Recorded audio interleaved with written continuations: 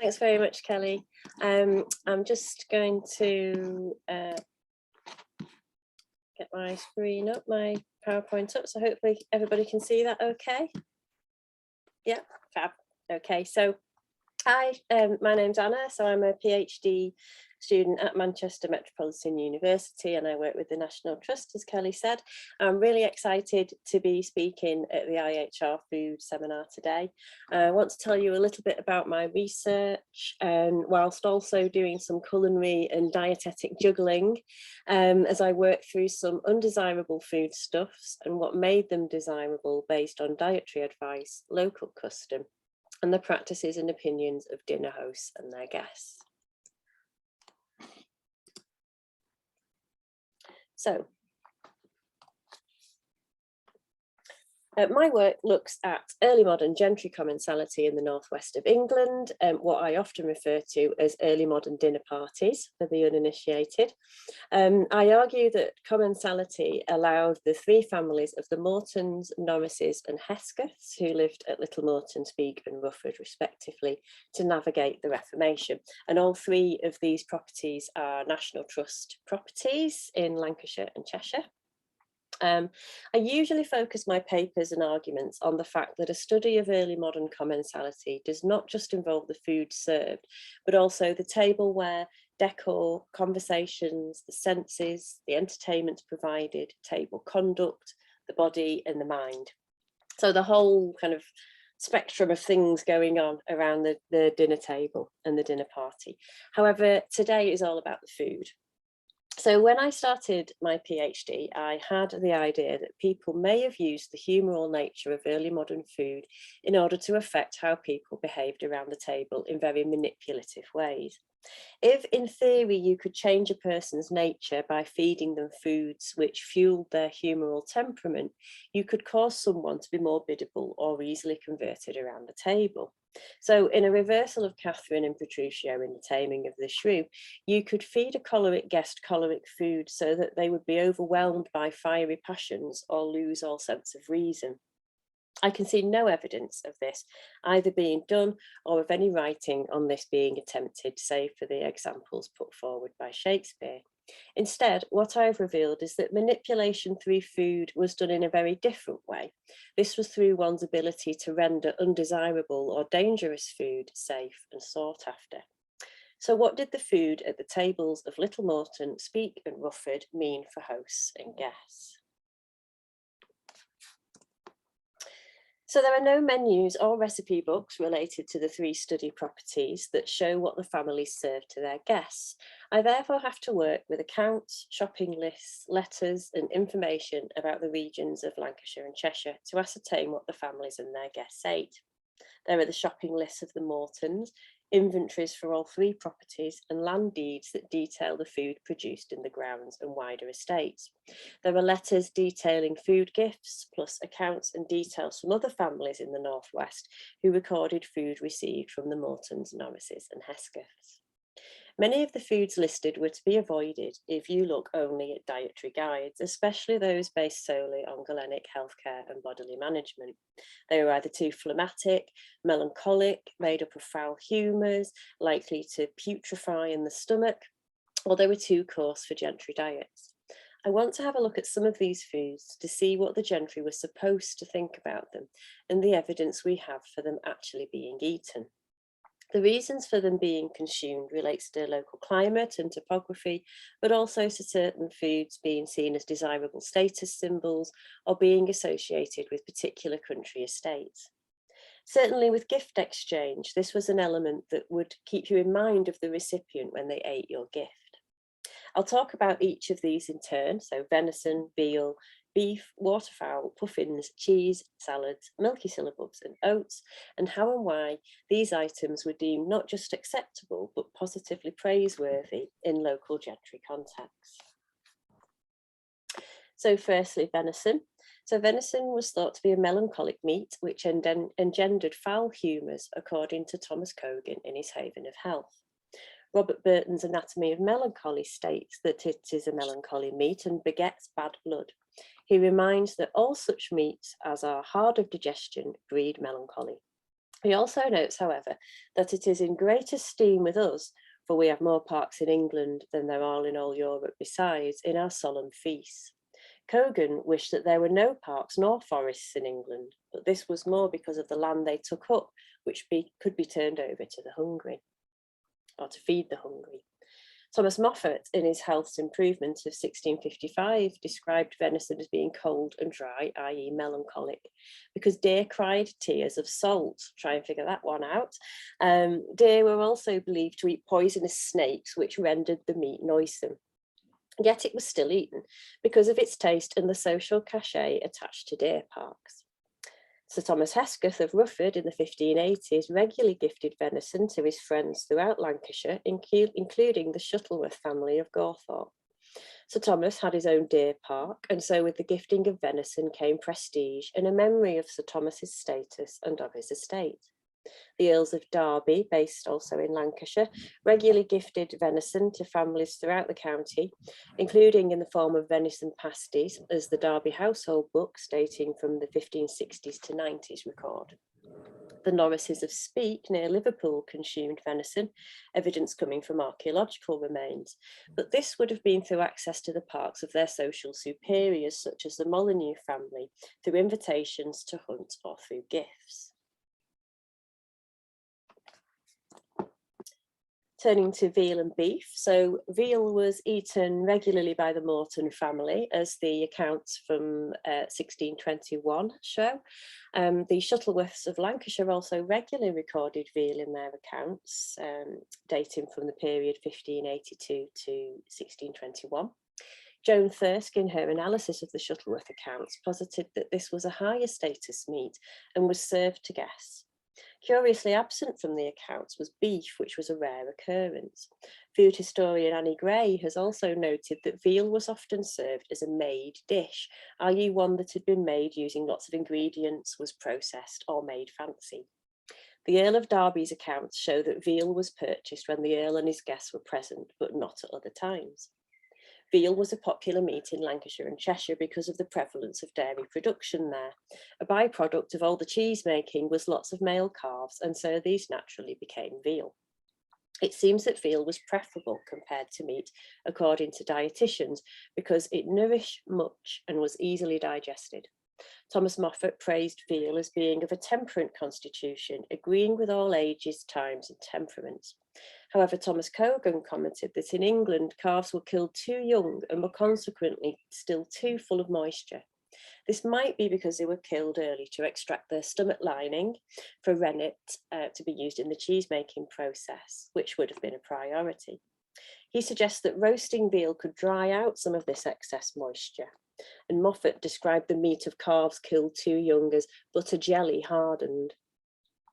Beef was humourally cold and dry, so the theory stood that it was melancholy. This was fine if you were a labouring man, as Robert Burton stated, but beef was unfit for such as led a resty life. Moffat explained that it was prudent to have oxen a while first being exercised in wain or plough to dispel his foggy moisture. Salt beef was also cleansed of much impurity and made more savoury to the stomach. Ancient advice stressed the dangers of beef due to its overly melancholic nature, which, like venison, engendered melancholy in those that ate it, created gross blood, and was generally unwholesome. Yet Thomas Cogan stressed the difference between the beef he believed the ancients were eating and that enjoyed in England and suited to the English body. For him, no man of honour or worship can be said to have good provision of hospitality unless there be good store of beef in readiness.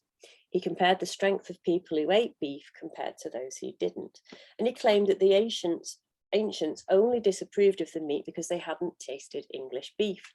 So while Galenic medicine and the humours prevailed in the early modern period, they were not so set in stone that they couldn't be tweaked depending on local, regional or national circumstance. On to cheese and milky puddings. So traditionally cheese was seen as being a white meat and fit for poorer levels of society, but land enclosure and regional specialisms meant that cheese consumption grew amongst the gentry in the 16th and 17th centuries. The Morton family in particular were very proud of their Cheshire cheeses and regularly gifted them to important figures in order to gain favour. This was in the 1620s, around the 1620s to the 1640s, when Cheshire cheese was popular in London. The Mortons viewed cheese as one of the specialisms of their estate and gifted it to people to remind them of the family, but also of Cheshire and the quality of the dairy produce. Thomas Cogan also praised cheese made about the Nantwich in Cheshire. Yet cheese was seen as being melancholic, according to Robert Burton, and dairy generally soon turned to corruption. Thomas Cogan said it was unwholesome, bred gross humours, annoyed the stomach, and engendered melancholy. But cheese could also work to close up the mouth of the stomach and aid digestion, so it was good to eat after dinner, as advocated by Aristotle. This was because the stomach was viewed as a cooking pot in which the contents were heated and the vapours coming off from this then spread around the body. The better the lid on the cooking pot stomach, the better the process of digestion would be. Aristotle explained that by reason of its earthiness and thickness, it tended down towards the bottom of the stomach and so put down the meat. Thomas Cogan echoed this belief, stating that if you must eat cheese, do it after meat. And Thomas Moffat also advised that soft cheese was generally better than hard cheese as it was more easily digested, but hard cheese was acceptable if it was eaten to close up the mouth of our stomachs after meat. Syllabub was served at Speke by the Norris family. A complete inventory from 1624 lists posset pots, syllabub glasses, and a syllabub piggin. The latter was a pail with a long handle, which was used either to mix the syllabub straight from the cow or used to tip the sweetened cream mixture into the wine base. Sir Richard Grosvenor of Chester also lists in his accounts of 1636 to 38 several syllabubs that he's either purchased or had made for him. Milky puddings and desserts were regularly served as part of the sweet banquet course after the main meal, but this went against dietary advice that warned against the consumption of milky foods at the end of a meal that would corrupt in the stomach, cause bad humours and bad vapours, and hinder digestion. In fact, there was confusion over when one should eat dairy, whether at the start of the meal, so it had time to digest, or at the end to help relax and complement the other sweet dishes of the banquet. Thomas Moffat stated that cream cooked, either becoming clotted cream or baked in tarts or custards, was much better for the stomach and digestion as it was more solid. But he complained that people still ate these dishes last, when the lightness and unctuosity of it showeth that it ought to be eaten first. If we look at dietary advice alone, the consumption of dairy seems confusing and contradictory, but the ideal gentry banquet would be incomplete without dairy produce that evoked a rural country idyll, with lush pastures and the rich bounty of the gentry estate. Providing cheese and spiced sweetmeats at the end of a meal could show concern for the digestive health of your guests. So there was also some confusion over oats, a food that was ubiquitous in the north, but yet frowned upon according to Galenic advice, which favoured wheat. At Little Morton, the Morton family owned a griddle to make oat cakes on, and these are likely to be akin to a Staffordshire oat cake today. This, however, was not just because they lived near to the border with Staffordshire. The Shuttleworths of Gawthorpe and Smithills in Lancashire also bought oat cakes as they were listed in the accounts, together with jannocks or oat bread. The consumption of oat meant that sudden purchases of wheat bread can indicate that a family were about to receive guests to dine with them. The Earl of Derby's household regulations specified that bread should be made of wheat and barley mingled together, but white wheat bread or manchet was only to be made when the Earl was in residence. The Shuttleworth accounts regularly list wheat, flour or wheat bread coming in at certain times. In southwest Lancashire, near Liverpool, however, the Norrises of Speke grew wheat due to land drainage and soil improvement. They also had a stone to knock wheat in, indicating the making of fermenty, a kind of wheat pilaf type dish. Galen said oats were only fit for animal fodder, food for beasts of burden, not men. But like beef, it was reasoned by early modern dietitians that the ancients hadn't been able to taste the oats of northern England. Thomas Moffat wished Galen had seen the oaten cakes of the north, the jannocks of Lancashire, the grews of Cheshire, for then he would have confessed that oats and oatmeal are not only meat for beasts, but also for tall, fair and strong men and women of all callings and complexions. Thomas Cogan also makes specific mention of oats in the Lancashire diet. They make malt and they're of good ale. They make cakes thicker or thinner, some in broad loaves they call jannocks, of which I have this experience, that it is light of digestion, but something windy. In Lancashire, I've seen they do not only make bread and drink of oats, but also diverse sorts of meats. Meat very wholesome and temperate and light of digestion, and if any man be desirous to have a taste of him, let him use the advice of some Lancashire woman. Next, we have salads. Salads were deemed dangerous because generally they were overly phlegmatic, but this depended on the type of salad leaves you were using. Rocket was peppery, and so this was choleric or fiery. Robert Burton also said that all salads bred melancholy, except bugloss, fennel, parsley, dill, balm, and succory. He also equated the Spanish and Italian liking for salads to feeding your guests grass like cattle. He disallowed gourds, cucumber, coleworts, and melons, and especially cabbage. This caused troublesome dreams and sends up black vapours to the brain. Yet salads were fashionable. The Norris family at Speke, in their 1624 inventory, include salad bowls in their lists of belongings, so they were obviously not concerned with salad being too cold or wet or overly melancholic. So-called grand salads came with garnishes such as edible flowers, dried fruit, lemons, boiled eggs, rosemary sprigs, plus dressings of oil, sugar, and vinegar. Rather than a side dish, they are often a centrepiece of the table and a fashionable way to start a meal during the first course. Burton admits that salad ingredients could be qualified with oil or cooked in broths. And salads were not just for the summer. Winter salads could also be made of winter greens and pickles preserved earlier in the year, which would help with variety, seasonal interest, visual impact, and humoral balancing. And lastly, we have waterfowl. So in the accounts of the Shuttleworth family, various fowl are received from friends and acquaintances.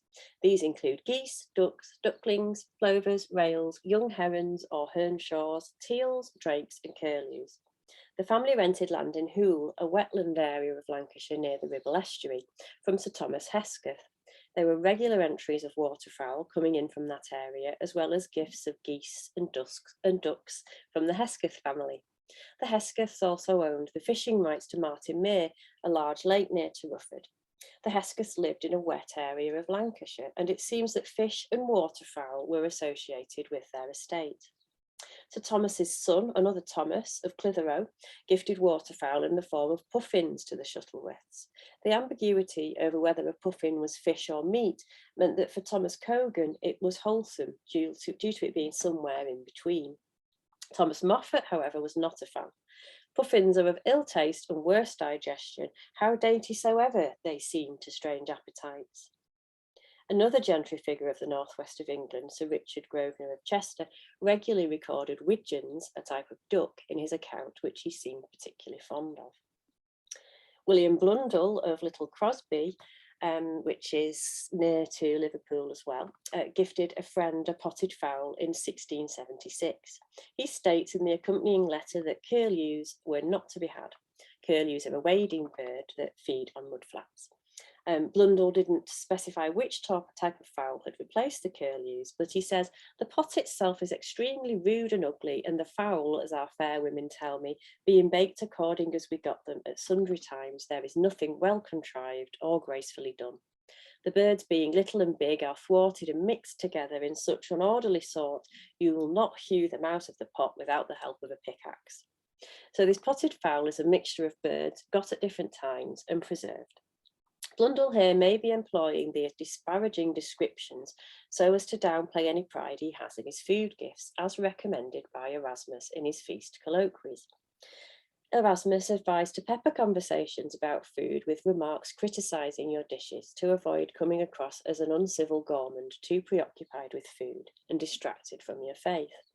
Whatever the reason, Blundell's not really selling this gift of potted fowl very well. He describes how you will have to heat the pot a bit so the lump will slip out entire. Robert Burton declared all fenny fowl forbidden. This includes ducks, geese, swans, herons, cranes, coots, didappers, water hens, teals, curs, sheldrakes, and peckled fowls. He likens them to hypocrites. With their pleasant feathers and nice taste, they seemed innocuous, but their flesh was hard, black, unwholesome, dangerous, and it putrefied in the stomach. Thomas Moffat explained that ducks feed filthily upon frogs, toads, mud, water spiders, and all manner of venomous and foul things. The opposite of waterfowl were birds that soared in the sky as they were removed from the dirty and corrupting habitat of mudflats and stagnant waters. Pigeons, however, were humorally tricky. They flew, and so they were seen as lofty, pure, and suitable for gentry tastes. Ken Albala has written about the association of pigeons with gentry mental agility and refinement. Moffat described how their flight seemed to lessen their foggy moisture. However, they were also described as hot and choleric. Their heat could provoke lust or fits of passion. Robert Burton strongly disapproved of them. Even the younger birds that other authors stressed were less choleric and therefore safer. The risks of eating pigeon had to be balanced with the social prestige they brought as lofty birds, regularly kept in dovecotes as they were at Speke Hall.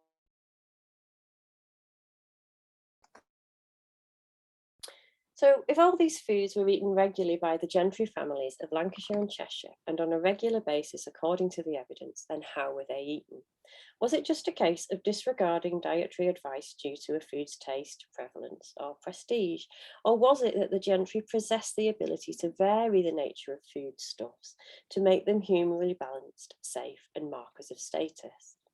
There have been hints that one could vary the nature of food depending on things like sauces, cooking methods, what the animal ate, or based on one's own personal constitution. There have also been hints by dietary authors that some of the gentry ignored dietary advice and did what they wanted anyway, in order to eat the foods they desired. If you wanted to eat venison because of the cultural cachet it brought, then you needed to protect yourself from its dangerous production of melancholy in the body and mind.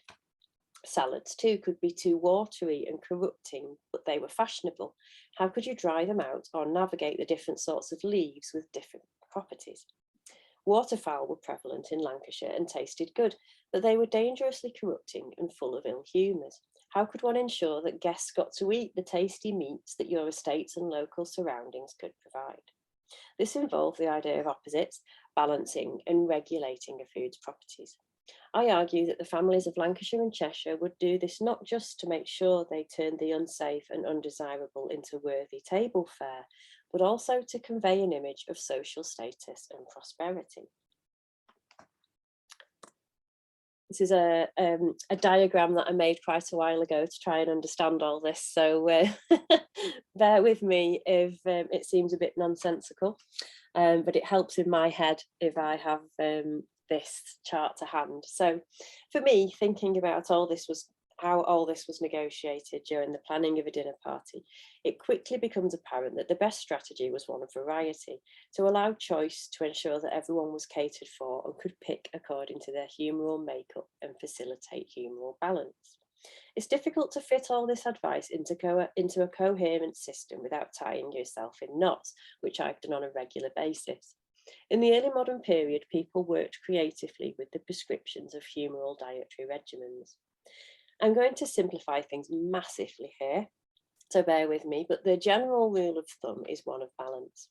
This was allopathic eating and medicine as opposed to homeopathic medicine, so it was a case of opposites attract. Phlegmatic food needed heating and drying, so they moved more towards the choleric. Melancholic ones needed moistening and heating, so they became more sanguine. This could be achieved through food combinations, sauces, spices, made dishes, variety, the order in which things were eaten, and the art of the cook. Ingredients such as spices, wine, and sugar, often used in the tempering of foodstuffs, were expensive. The gentry could also change the nature of an animal through the way it was reared. So, to eat venison, you had to add a sanguine ingredient such as sugar to balance it out and make it less melancholic. Thomas Cogan states that the common way to amend venison was to drown it in wine, because wine is of a contrary nature to that humour which venison most of all breedeth. For wine is hot and moist, and melancholy is cold and dry. Thomas Moffat also suggests that venison is seasoned and spiced, and wine added to it to aid its concoction or digestion. Moffat also believes that some were troubled with melancholy after eating venison because they either had bad cooks who couldn't adapt it properly or they ate too much of it. Kogan also noted that the dressing and eating of venison is more costly and would provide many other dishes of meat a great deal more wholesome. Different types of waterfowl came with different humoral properties. Heron, bittern and shoveler were melancholy, and so like venison, Kogan and Moffat advised adding much spice and good old wine. Paul Lloyd has investigated how the gentry managed the eating of waterfowl through a combination of cookery, husbandry and domestication. Therefore, phlegmatic duck could be roasted and combined with onions, barberries, verjuice, lemon or mace to dry them out. Wading birds, usually melancholic, could be warmed through roasting with garlic, wine and pepper, and then moistened with a sauce. Hot spices and sugar could warm the melancholic snipe. Domestication could also change the humoral nature of waterfowl while it was still alive through feeding with corn, as with swans or geese, or through killing at the optimum time. Goslings were overly phlegmatic, but old geese were too choleric, so the ideal was the middle ground. The age of the goose could also dictate the sauce used to accompany it. Younger geese needed a cold and moist sorrel sauce. Older geese needed a hot and dry garlic sauce. Choleric pigeons could be corrected through cooking with moist grapes, which Kogan describes as being devised by cunning cooks before roasting.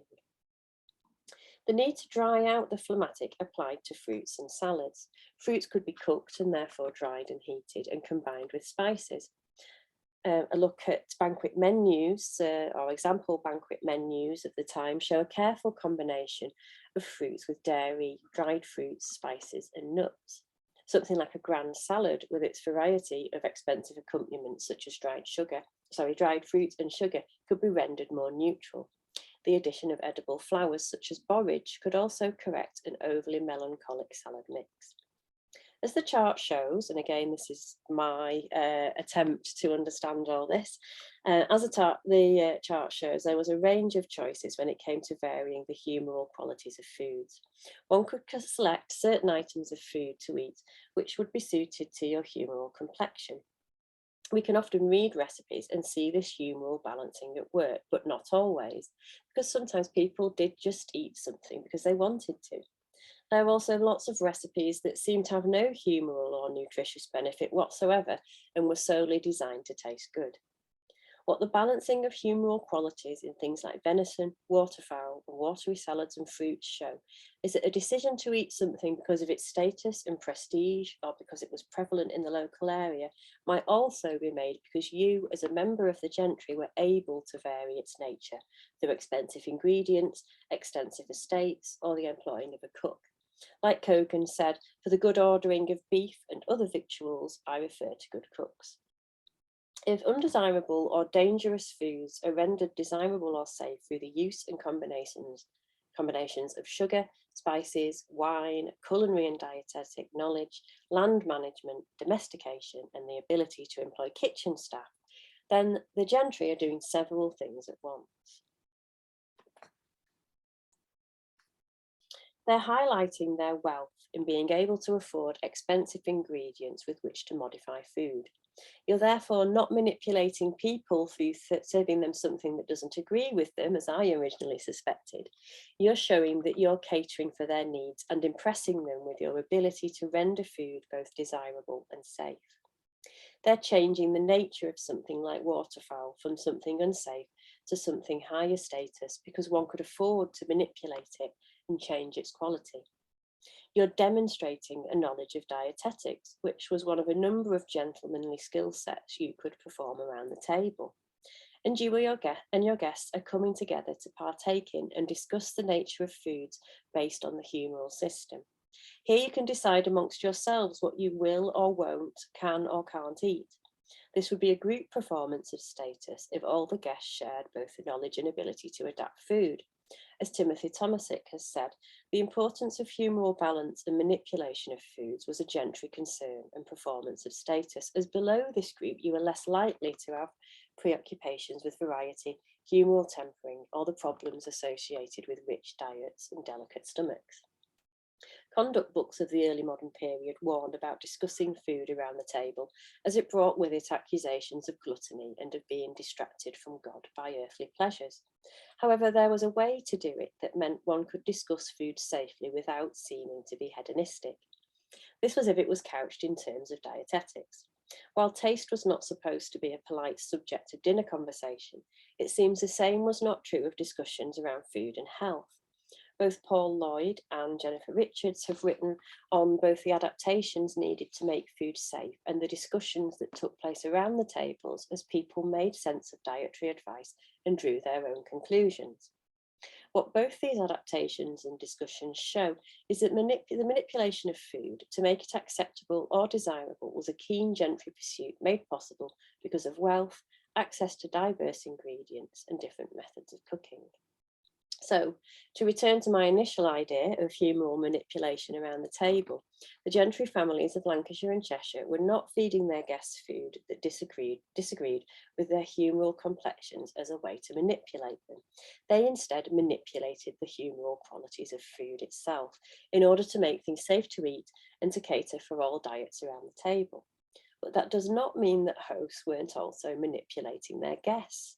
Though the decisions made on what to serve, or through the decisions made on what to serve and how to adapt it, Gentry families took the opportunity to display social identity, perform their Gentry status, and show they had the ability and wealth to serve the best and most prestigious food, as well as local specialities in a well-conceived manner. To paraphrase Ethan Shagan, as with much of early modern life, moderation was not just a case of balance, it was also a matter of control. Thank you very much. Oh, thank you so much, Anna. That was fabulous. Let me just stop the recording.